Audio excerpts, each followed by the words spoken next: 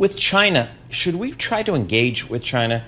Should that be our first order of business, to try to engage with China? Or should we step back and say, this is almost like, I don't know, the Soviet Union from back in the day? I mean, how should we engage with Chinese? So I think for 30, 35 years, we had 90% engagement, 10% competition. Yep. Right?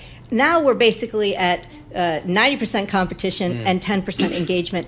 I think actually, unfortunately, we've got it about right at this point. Okay. I think we need to understand that China's not interested in the kind of engagement that we've pursued for 30-some years. They have their own vision. They want their own norms, their own values, their own interests reflected on the global stage. Your book, The Third Revolution, was my book of the summer. It seems ages ago, pandemic ago as well. In it, you were really controversial about the power that President Xi has in China. Has he solidified his power? Is he impregnable now?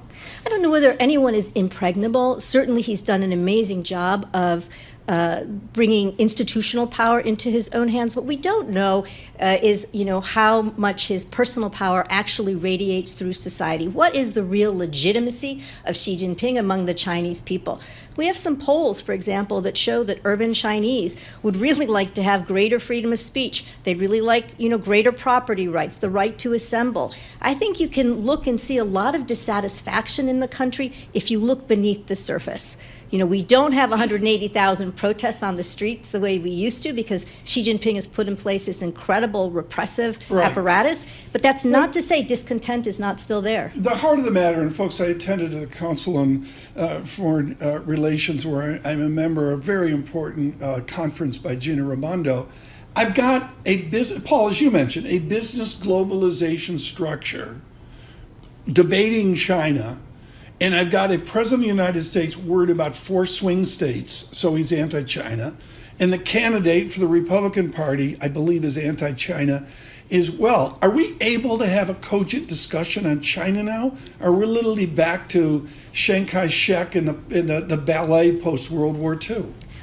I think that we're able to have a cogent discussion, but the parameters have shifted so that there's a new realization about the real challenge that China presents. I think we don't want to go down the rabbit hole where everything is about competition. We need to do what the Biden administration started out to do, which is to look for areas of common ground and common purpose, to try to find communication channels on the military to military cooperation.